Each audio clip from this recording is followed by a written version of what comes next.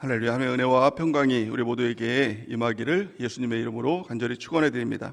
오늘은 마태복음 22장 35절에서 40절 말씀을 근거로 첫째 되는 계명이라는 제목으로 하나님 말씀 증거하겠습니다. 하나님의 뜻 시리즈 5번째 시간입니다. 우리가 지금 마지막 때를 살아가면서 어느 때보다 참 어려운 상황과 환경 가운데 살아가고 있습니다. 우리가 형편이 어려울수록 우리는요, 하나님을 제대로 바르게 믿어야 합니다. 어떤 사람들은 예수님을 믿어도 똑같다라고 이야기하는 사람들이 있습니다. 또 기도해도 응답하지 않는다, 하나님께서는 그렇게 이야기하는 사람도 있습니다. 하지만 그렇지 않습니다. 성경은 우리가 얻지 못함은 구하지 아니하기 때문이다 라고 이렇게 말씀합니다. 우리가 기도하면 하나님께서 반드시 우리에게 주십니다. 그런데요, 구하여도 얻지 못하는 경우가 있다는 것이죠. 구하여도 얻지 못함은 정욕에 쓰려고 잘못 구하기 때문이다 라고 말씀하고 있습니다. 우리가 기도하는데 응답이 없다면 그 이유는 단 한 가지입니다. 잘못 구하기 때문에 그렇다는 것입니다. 잘못 구하는 것이 무엇입니까? 하나님의 뜻과 상관없이 내 욕심으로 구하는 것. 내 뜻대로 구하면 그 기도는 절대로 응답받지 못한다라고 성경은 말씀하고 있는 것입니다. 100% 응답받는 비결이 있습니다. 우리가 귀를 좀 기울여서 들어야 되겠죠.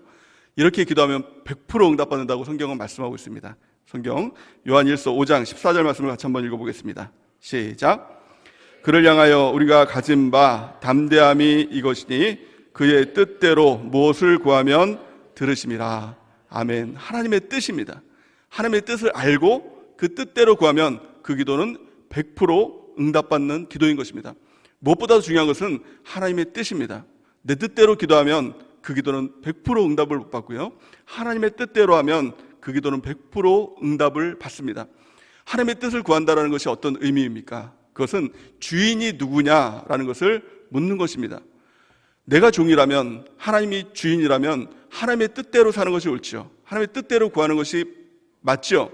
하지만 내가 주인이라면 내 뜻대로 행하고 내 뜻대로 구하는 것, 이것이 내가 주인 된 삶 아닙니까?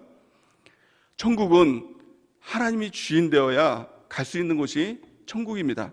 내가 주인 되면 가는 곳, 그것이 지옥인 것입니다.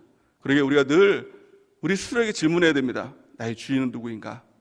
나는 하나님의 뜻대로 살아가고 있는가? 우리가 질문하고 또 하나님의 뜻대로 살아가는 것, 이것이 진정한 신앙인이고 또 그리스도인인 줄 믿습니다. 하나님의 뜻을 알기 위해서 우리가 해야 될 것이 무엇입니까? 하나님의 뜻인 성경을 반드시 읽어야 됩니다. 성경은 하나님의 뜻입니다. 성경을 벗어난 하나님의 뜻은 없습니다. 아무리 훌륭하고 영적으로 탁월한 목사님이 이것이 하나님의 뜻입니다 라고 했는데 성경에 없어요. 그러면 하나님의 뜻이 아닌 것입니다. 우리 하나님의 뜻을 바로 알고 성경을 읽고 하나님의 뜻을 바로 아는 은혜가 있길 바랍니다. 또 말씀 중에서, 하나님의 말씀 중에서 이것은 하나님의 뜻이다 라고 명시된 것은 성경의 핵심을 말씀하고 있는 것입니다. 우리가 그것을 중심으로, 핵심으로 하나님을 따라갈 때 하나님의 뜻대로 살아가는 삶을 살아가게 될 줄 믿습니다. 하나님의 뜻이라고 말씀한 그 핵심 첫 번째가 무엇이죠? 그것은 바로 거룩입니다. 거룩은 하나님의 뜻입니다. 성경 베드로전서 1장 15절에서 16절 말씀을 같이 한번 읽어보겠습니다. 시작. 오직 너희를 부르신 거룩한 이처럼 너희도 모든 행실에 거룩한 자가 되라. 기록되었으되 내가 거룩하니 너희도 거룩할지어다 하셨느니라. 아멘. 우리가 거룩이란 말을 들을 때 마음에 부담을 갖는 분들이 있어요. 내가 어떻게 거룩해? 우리가 어떻게 거룩합니까? 특별히 남자분들, 혹시 지금 술, 담배 아직 못 끊는 분들도 있죠. 술, 담배 끊는 것조차도 되게 힘든데 어떻게 보면 불가능한 거예요, 사실은요. 근데 나를 보면서 어떻게 이 불가능한 일들을, 이런 것들을 끊어내고 거룩하라고 하느냐, 또 애를 써보죠. 하지만 안 되는 것을 우리는 발견을 하죠, 내 노력으로. 거룩은요, 내 노력으로 안 되는 것입니다. 애쓴다고 되는 것이 아닙니다. 그래서 거룩이라는 개념은 노력의 개념이 아니에요. 애씀의 개념이 아니라 소유의 개념이에요. 주님께 속해 있을 때, 주님께 소유가 될 때, 주님의 소유가 될 때 하나님이 나를 깨끗하게 하시고 하나님이 나를 거룩하게 만드신다는 것입니다. 우리가 주님 앞에 나가는 것, 그것이 거룩의 가장 첫 번째 시작인 것입니다. 그래서 주님 앞에 나가는 것이 무엇입니까? 주님 앞에 속한다는 것이 무엇입니까? 하나님의 영이신 성령 하나님께 속한다는 것입니다. 성령 하나님께 성령 하나님을 붙들고 주님 앞에 나가는 것입니다. 두 번째는 하나님의 말씀인 성경 안에 거하는 것입니다.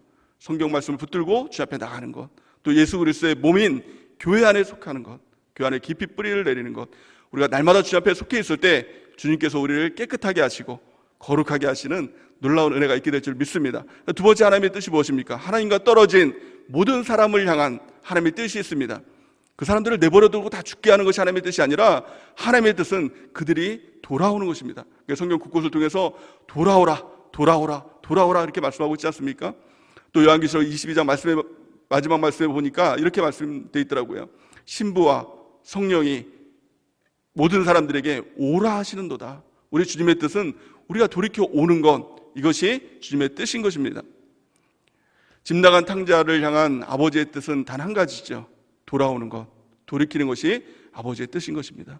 우리가 주님과 멀어져 있다면 우리가 날마다 우리를 점검하면서 주님께로 돌이키는 은혜가 있길 바랍니다. 돌이키는 것이 무엇입니까? 그것이 바로 회개인 것입니다. 우리가 날마다 회개의 짐을 짊어지고 회개를 통해서 우리 주님께 더 가까이 나가는 은혜가 있기를 바랍니다. 사도행전 3장 19절 말씀을 같이 한번 읽어보겠습니다. 시작.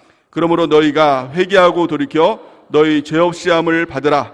이같이 하면 새롭게 되는 날이 주 앞으로부터 이를 것이요. 아멘. 하나님께서 주신 가장 놀랍고 큰 축복 중에 하나, 그 은혜 중에 하나가 회개입니다. 회개하면 우리의 죄를 용서해 주겠다는 것, 이것보다 더 큰 축복이 어디 있습니까? 회개하면 우리의 날을 새롭게 해주겠다는 것, 이것보다 더 큰 축복이 어디 있습니까? 오늘 예배를 통해서 또 기도하면서 우리가 회개하고 돌이켜 주님께로 돌아가서 주님 안에 거하는 놀라운 은혜가 있기를 바랍니다. 세 번째, 우리가 회개하고 돌이켜 주님 앞에 나갔을 때 주님께서 원하시는 것, 주님의 뜻, 그것은 힘써서 하나님을 알라라는 것이 하나님의 뜻인 것입니다. 호세아 6장 1절에서 3절 우리 같이 한번 읽어보겠습니다. 시작. 오라 우리가 예수 여호와께로 돌아가자. 여호와께서 우리를 찢으셨으나 도로 낫게 하실 것이요 우리를 치셨으나 싸매어 주실 것임이라. 여호와께서 이틀 후에 우리를 살리시며 셋째 날에 우리를 일으키시리니 우리가 그의 앞에서 살리라. 그러므로 우리가 여호와를 알자. 힘써 여호와를 알자. 그의 나타나심은 새벽빛같이 어김없나니 비와 같이 땅을 적시는 비와 같이 우리에게 임하시리라 하니라. 아멘. 하나님을 알되 하나님을 저절로 알아지는 분이 아니라는 것입니다. 하나님을요. 또한 그냥 가만히 있으면 하나님께서 나에게 알려주시겠지, 하나님에 대해서 공개해 주시겠지, 이게 아니라 힘써 하나님을 알아야 된다는 거예요. 노력을 해야 된다는 것입니다. 그럼 어떻게 하면 우리가 힘써 주님을 알 수 있을까요? 우리 성경 말씀에 보니까 예수를 깊이 생각하라 이렇게 말씀하고 있죠. 히브리서 3장 1절 우리 같이 한번 읽어보겠습니다. 시작. 그러므로 함께 하늘의 부르심을 받은 거룩한 형제들아, 우리가 믿는 도리의 사도이시며 대제사장이신 예수를 깊이 생각하라. 아멘. 우리가 날마다 예수님을 깊이 생각하는 은혜가 있길 바랍니다. 우리 예수님을 깊이 생각한다는 것은 그 예수님을 기억하면서 예수님을 생각한다, 이런 의미도 있지만, 두 번째는 하나님의 말씀 대신 예수님, 말씀을 깊이 묵상하고 말씀을 깊이 생각할 때 하나님을 알 수 있게 된다는 것입니다. 그래서 하나님을 알게 되면 어떤 일들이 일어나게 될까요? 하나님을 알면 누구라도, 하나님의 진정한 본심을 알면 하나님을 누구라도 사랑할 수밖에 없다는 것입니다. 하나님을 사랑하게 되고 그 하나님의 사랑으로 내 자신을 사랑하게 된다는 것입니다. 또 내 자신을 사랑하게 되면 다른 사람, 이웃도 사랑하게 된다는 것입니다. 오늘 네 번째 하나님의 뜻, 그것이 무엇입니까? 그것은 사랑입니다. 하나님은 우리가 사랑하기를 원하신다는 것입니다. 오늘 본 말씀에 보니까 한 율법사가 예수님을 시험하기 위해서 예수님께 와서 이렇게 질문을 합니다. 예수님, 율법 중에서 가장 첫째 되는 율법이 무엇입니까? 라고 예수님께 질문합니다. 이 율법사의 의도가 무엇입니까? 예수님을 올무에 걸리게 하기 위해서 질문을 했습니다. 율법사의 질문은 이것입니다. 하나님의 계명, 10가지 계명 중에서 그 중에서 첫 번째가 무엇입니까? 일렬로 세워놓은 것이죠. 그래서 만약에 예수님께서 첫 번째, 주 너의 하나님을 사랑하라, 이게 가장 중요해 라고 하면 다른 걸 통해서 반박할 수 있는 여러 가지를 준비해 놓고 있는 것이죠. 이건 안 중요합니까? 이건 덜 중요합니까? 이런 아마 예수님을 공격해서 무너뜨리기 위한 질문이었을 것입니다. 근데 예수님께서는 참 놀랍게 답변을 하십니다. 그것이 오늘 본문 말씀이죠. 마태복음 22장 37절에서 40절 말씀을 같이 한번 읽어보겠습니다. 시작. 예수께서 이르시되 내 마음을 다하고 목숨을 다하고 뜻을 다하여 주 너의 하나님을 사랑하라 하셨으니 이것이 크고 첫째 되는 계명이요 둘째도 그와 같으니 내 이웃을 내 자신같이 사랑하라 하셨으니 이 두 계명이 온 율법과 선지자의 강령이니라. 아멘. 이 말씀을 묵상하면서 저는 너무너무 놀랐어요. 이 답변은 하나님만이 하실 수 있는 답변이라는 겁니다. 율법사의 질문은 2차원적인 질문이었어요. 10가지 쭉 나열해 놓고 이 중에서 하나를 찝어보세요. 어떤 게 더 중요합니까? 라고 질문했습니다. 그 10가지 중에서 어느 한 가지 찝어서 예수님께서 답변하셨다면 아마 율법사들이 벌떼같이 몰려들었겠죠. 그래서 막 논쟁하면서 예수님을 무너뜨렸겠죠. 근데 예수님께서는 첫째 되는 계명이 뭐냐라고 답변하시면서 모든 계명의 본질을 말씀하셨어요. 핵심을 말씀하셨어요. 가장 첫째가 무엇이냐? 그것이 바로 사랑이다라는 거예요. 사랑이 없는 율법은 아무것도 아니다. 사랑이 최고다. 사랑이 본질이다. 사랑이 핵심이다라고 말씀하셨어요. 또 사랑의 대상을 말씀하셨죠. 가장 첫 번째, 하나님을 사랑하라. 두 번째, 그와 같이 내 자신을 사랑하라. 또 그와 같이 이웃, 다른 사람을 사랑하라. 이것이 온 율법과 선지자의 강령이니라, 핵심이니라. 가장 중요한 것은 사랑이다. 이 답변은 오직 하나님만이 하실 수 있는 답변이에요. 율법을 지으신 하나님, 모든 율법을 만드신 하나님만이 하실 수 있는 답변이라는 것입니다. 이 답변만 놓고 보더라도 예수님이 하나님이시다라는 것을 반박할 여지가 없는 것입니다. 우리 예수님은 하나님이십니다. 그 율법을 지으신 하나님이 율법을 준 이유와 목적이 뭐냐? 그걸 통해서 너를 정죄하기 위해서 주는 것이 아니다. 무너뜨리기 위해서 준 것, 잘못하면 벌을 주기 위해서 준 것이 아니라 사랑을 위해서 주었다는 거예요. 핵심이 뭐예요? 사랑이에요. 우리 주님께서 원하시는 하나님의 뜻이 무엇입니까? 사랑이라는 것입니다. 그러면 사랑이 무엇입니까? 우리는 사랑을 바로 알아야지요. 사랑을 하기 위해선 사랑이 무엇인지 알아야 되지요. 세상 사람들은 사랑이 무엇이냐 물어보면 여러 가지 답변을 하지요. 사랑은 얄미운 나비인가 봐. 이렇게. 여러 가지 엉뚱한 말들을 합니다. 몰라서 그래요. 다 자기 나름대로, 자기 소견대로 이야기를 하죠. 자기 생각대로. 여러분들 사랑이 뭐예요? 라고 물으시면 뭐라고 대답할 거예요? 답변하는 게 있겠죠. 사랑은 아픔입니다. 눈물의 씨앗입니다. 여러 가지 답변이 있겠죠. 다 틀린 것입니다. 우리가 생각하는 거 다 틀린 것입니다. 오직 성경만이 옳은 것입니다. 성경은 사랑을 무엇이라고 말씀하고 있을까요? 한마디로 말씀하고 있습니다. 하나님이 사랑이시다. 다른 거 없습니다. 하나님이 사랑이시다. 믿습니까? 이걸 우리가 알아야 된다는 것입니다. 우리 성경 요한일서 4장 8절 우리 같이 한번 읽어보겠습니다. 시작. 사랑하지 아니하는 자는 하나님을 알지 못하나니 이는 하나님은 사랑이심이니라. 아멘. 우리가 사랑을 알기 위해서 가장 중요한 것이 무엇입니까? 내 안에 있는 이 사랑들, 내가 어렸을 때부터 배운 이 사랑들, 이것이 다 틀렸구나, 다 가짜구나, 짝퉁이구나, 이것을 알아야 된다는 것입니다. 우리 어렸을 때부터 사랑을 배웠죠. 우리 갓난 아이들 때부터 부모님들이 너 사랑해, 사랑해, 또 친구들끼리 사랑해, 남녀 간에 사랑해, 그 사랑에 대한 여러 가지 개념들을 배웠습니다. 하지만 그 사랑들은 다 틀렸습니다. 왜요? 하나님이 사랑이신데 하나님을 모르고 하는 그 사랑들이 다 사랑입니까? 다 가짜예요. 짝퉁 사랑이에요. 그다음 왜 그것이 가짜라고 이렇게 자신 있게 이야기를 할 수 있느냐? 성경은 사랑에 대한, 진짜 사랑에 대한 분별법을 가르쳐 주셨어요. 진짜 사랑이 뭘까요? 우리 성경을 같이 한번 읽어보겠습니다. 고린도전서 13장 8절 우리 같이 한번 읽어보겠습니다. 시작. 사랑은 언제까지나 떨어지지 아니하되 예언도 패하고 방언도 그치고 지식도 패하리라. 아멘. 성경은 사랑에 대한 개념을 한마디로 말합니다. 언제까지나 떨어지지 않는다는 거예요. 상황, 환경, 여건, 시간이 지난다고 해서 떨어지지 않는다. 다르게 말하면 변하지 않는다는 거예요. 변하지 않는 게 사랑입니다. 금과 철과, 어떻게 보면 철에다가 금칠을 해면 이 금인지 철인지 모를 때가 많지 않습니까? 그럼에도 불구하고 금은 가치가 있지만 철은 가치가 그렇게 없습니다. 그 이유가 뭘까요? 금은 변하지 않기 때문에. 사랑도 마찬가지입니다. 진짜 사랑은 변하지 않습니다. 그래서 우리가 알고 있는 세상에서 배운 사랑들, 가만히 보세요. 가장 첫 번째 사랑이 뭐예요? 사람 좋아하는 것. 그걸 사랑이라고 얘기합니다. 그걸 인정이지요. 우리 아이들한테 사랑이 뭐야? 이렇게 물어봤더니 좋아하는 거야. 사람 좋아하는 거야. 이렇게 얘기하더라고요. 사람 좋아하는 것을 사랑이라고 얘기합니다. 하지만 사람 좋아하는 건 변하지요? 언제라도 변하죠. 하루에도 12번 변하지요? 시간이 지나면 그거 사라지죠? 가짜입니다. 또 두 번째, 사랑이 뭐냐라고 물어봤더니 필링이야. 이렇게 얘기하더라고요. 필링이 뭐예요? 느껴지는 거. 뭐 그 사람을 보면서 느껴지는 뭔가가 있대요. 느껴져야 뭐 사랑하고 결혼한다고 해요. 그 사람은 감정이 없다고. 그래서 그 느껴지는 거 어떻습니까? 시간 지나면요, 사라집니다. 결혼하고 3개월만 지나면 그 느낌 싹 사라집니다. 결혼 안 하신 청년들 이걸 꼭 알아야 됩니다. 느낌, 그거 사랑 아닙니다. 변하는 거 가짜입니다. 또 세 번째, 사랑이 뭐예요? 그러면 남녀간에 뜨겁게 사랑하는 거예요. 그게 뭐예요? 애정. 애정 어때요? 말할 것도 없죠?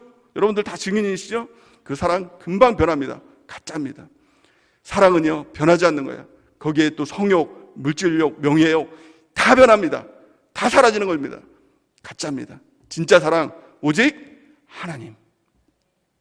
그 하나님이 지으신 성경을 통해서 우리가 그 사랑을 배워야 됩니다. 내 안에 있는 사랑 이거 다 가짜다. 이거 버려야 된다. 이걸 깨달아야 됩니다. 하나님, 나는 틀렸습니다. 나는 모릅니다. 여기서부터 우리의 신앙이 시작되지요. 우리의 사랑도 마찬가지예요. 내가 안다라고 생각하면 항상 그 사랑이 뒤섞여요. 하나님 사랑과 인정, 감정, 애정 이런 것들이 항상 뒤섞이다 보니 어떤 사람들은 교회 와서 왜 사랑이 없냐? 그 사랑이 없냐라는 말이 뭐예요? 다 인정, 감정, 애정이에요. 왜 교회 와서 하나님이 없습니까? 이렇게 말하는 사람 없죠. 다 자기가 배운 사랑을 가지고 사랑이라고 맞다라고 얘기를 하는 것입니다. 하지만 오늘 우리는 분명히 알아야 됩니다. 내가 틀렸다. 나는 모른다. 여기서부터 사랑이 시작되는 것입니다. 자, 두 번째로 그러면 우리가 해야 될 것이 무엇입니까?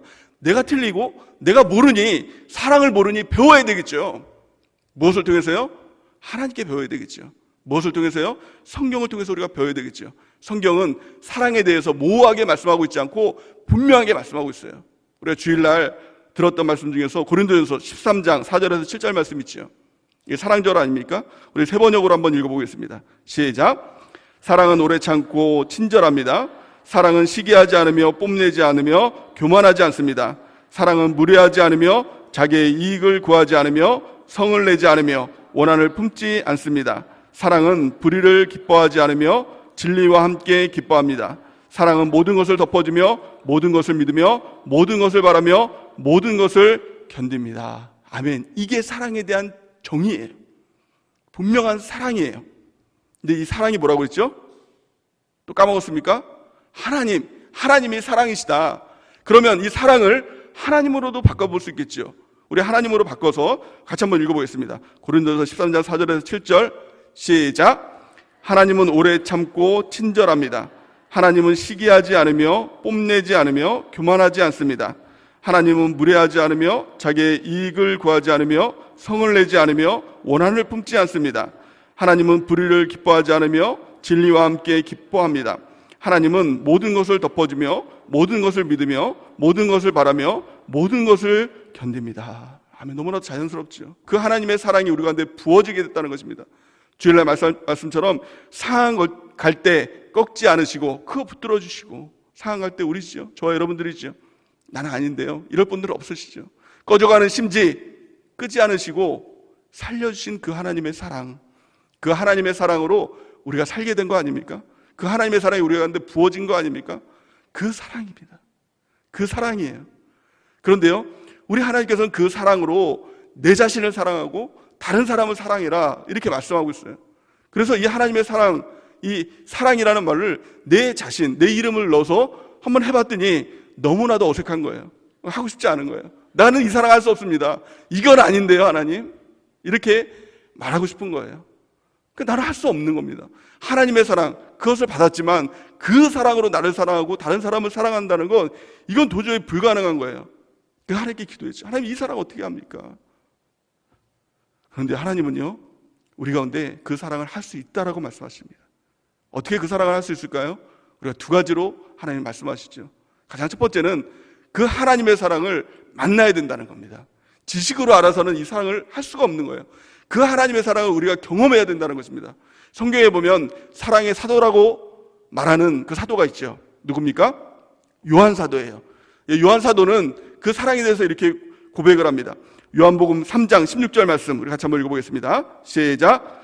하나님이 세상을 이처럼 사랑하사 독생자를 주셨으니 이는 그를 믿는 자마다 멸망하지 않고 영생을 얻게 하려 하심이니라. 아멘. 이 말씀을 쓴 것은요, 요한이 그 하나님의 사랑을 만나지 않고는 이 성경을 쓸 수가 없는 것입니다. 그 하나님을 경험했어요. 그렇더니 이렇게 얘기하는 거예요. 하나님의 세상을 이처럼 사랑하사. 말로 표현이 안 되는 것입니다. 독생자를 주셨으니, 하나밖에 없는 아들, 그 준 사랑, 이 사랑이 가당키 나옵니까? 여러분들 할 수 있어요? 사랑하는 자녀를 주면서 죽이면서까지 무엇인가를 할 수 있는 그 사랑이 있냐는 것입니다. 그 사랑을 입었다는 것입니다. 이는 그를 믿는 자마다 멸망하지 않고 영생을 얻게 하려 하심이니라. 요한은요, 그 사랑을 만났어요. 그랬더니 사랑의 사도가 되었다라는 것입니다. 우리가 예배 시간에 주님 앞에 나온다는 것은 무엇입니까? 하나님을 만나기 위해서 주님 앞에 나온다는 것 아닙니까? 하나님을 만난다는 것이 뭐예요? 그 사랑을 만나는 것입니다. 사랑을 경험하는 것입니다. 오늘 예배 시간을 통해서 독생자를 주신 그 주님의 사랑, 정말 미쳐버린 그 하나님의 사랑, 그 하나님의 사랑을 만나는 은혜가 있기를 바랍니다. 그 사랑을 만날 때, 아, 이게 정말 주님의 사랑이군요. 그 사랑으로 우리가 변화되는 역사가 나타나게 될 줄을 믿습니다. 그럼에도 불구하고 그 사랑을 알지만 우리가 사랑할 수 있는 능력은 사실 없는 것입니다. 두 번째 필요한 것은 사랑의 능력을 구해야 됩니다. 사랑의 능력이 무엇입니까? 그것이 어디로부터 나옵니까? 오직 성령으로부터 하나님의 사랑을 우리에게 부어주신다라고 말씀하고 있는 것입니다. 성령이 아니고서는 그 하나님의 사랑을 할 수가 없는 것입니다. 성경은 이렇게 말씀합니다. 로마서 5장 5절 우리 같이 한번 읽어보겠습니다. 시작.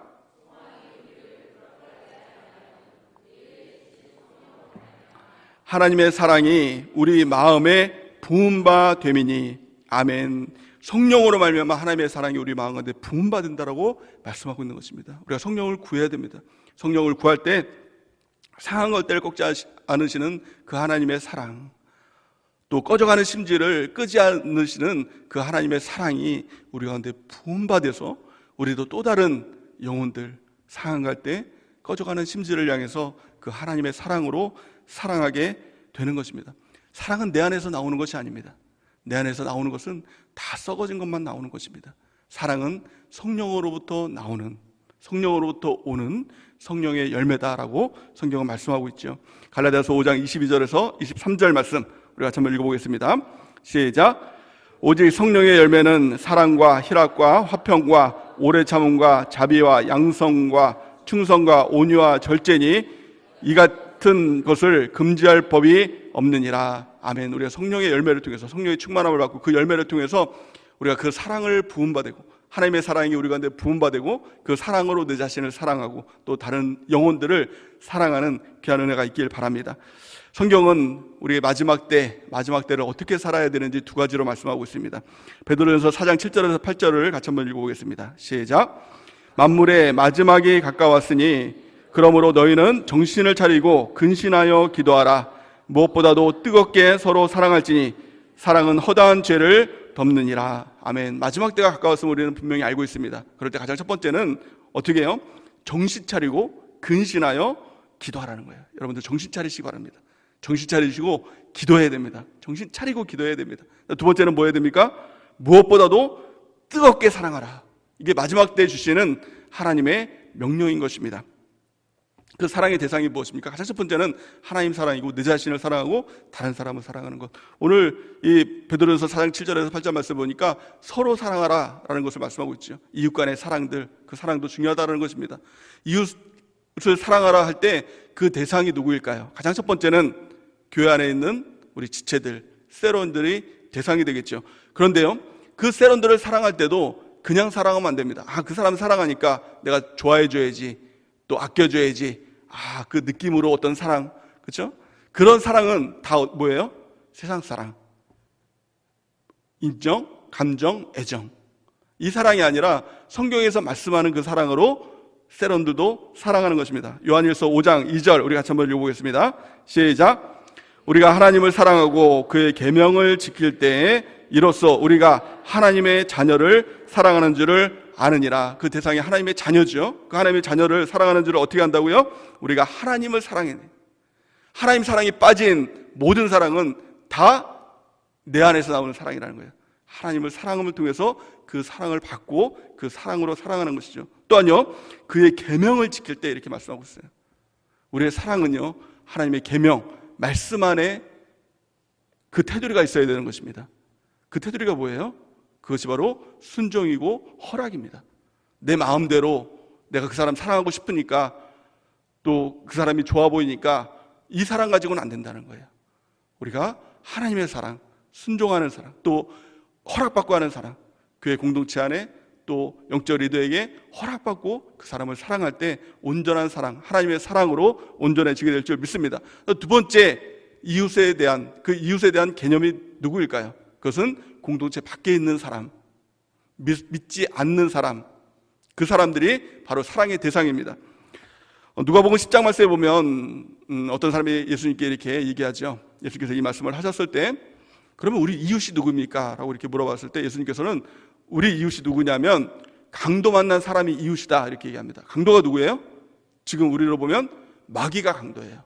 마귀에게 찢겨있는, 또 죽어가는 이 사람들, 그런 사람들이 바로 우리의 이웃이라고 말씀하고 있어요. 지금 우리를 둘러보세요. 우리 주변을 둘러보세요. 참 마귀가 찢고 상처내고 죽어가는 사람들이 많잖아요. 그들이 우리의 이웃이라는 겁니다. 그들을 살리라라는 것이에요. 어떻게 살리죠? 우리 힘으로 살릴 수 있나요? 우리 힘으로 살릴 수 없어요. 성경은 복음으로 살려야 된다. 이것이 복음의 능력이다. 우리가 살아날 때도 복음의 능력으로 살아나는 것 아닙니까? 그들에게 복음을 증거하는 것, 그것이 상한 갈대를 우리가 꺾지 않으시고 붙들어 주시는 하나님의 사랑을 전하는 것입니다. 또 꺼져가는 심지를 끄지 않고 살려주시는 하나님의 그 사랑, 그 능력을 전해주는 겁니다. 우리 주변을 향해서 그 사랑을 하는 은혜가 있기 바랍니다. 그래서 사랑, 가장 큰 사랑, 믿지 않는 사람들을 향한 가장 큰 사랑, 버려야 될 거 뭐예요? 인정, 감정, 애정, 이거 싹 버리고 그들을 향해서 하나님의 복음을 증거하고 전도하는, 그래서 서로 뜨겁게 사랑하는 주님의 은혜가 있길 바랍니다. 사랑입니다. 우리 주님의 뜻, 사랑입니다. 사랑이 없는 우리의 모든 행위는 다 율법이 되는 거예요. 율법사가 얘기했던 것처럼 어떻게 계명이 더 크냐, 그 계명 안 지키면 또 하나님께서 벌 주시고, 그 계명 지키면 또 교만해지고, 사랑에 빠진 모든 것은, 모든 행위는 다 종교 행위밖에 안 되는 것입니다. 우리가 그 사랑 내 안에 없으면 알았죠. 오늘 말씀을 통해서 내 안에 없으면 알았죠. 그 사랑을 구하는, 또 성령의 충만을 구하는 은혜가 있길 바랍니다. 오늘 예배 시간입니다. 예배 시간은 우리 주님께서 우리를 만나 주시기 위해서 찾아오는 유일한 시간, 이 시간이 바로 예배 시간입니다. 영과 진리로 예배하는 자를 찾으신다라고 말씀하고 있죠. 오늘 그 주님의 사랑을 만나시기 바랍니다. 우리 기도할 때 그 사랑을 구하고 하나님의 사랑으로 충만해져서 그 사랑으로 내 자신을 사랑하고, 또 우리 주변에 있는 이웃들, 우리 셀 공동체를 사랑하고, 또 교회 밖에 있는 죽어가는 영혼들, 강도 만난 사람들, 그들에게 복음을 증거하는 주님의 백성 되는 은혜가 넘치기를 예수님의 이름으로 간절히 축원해 드립니다.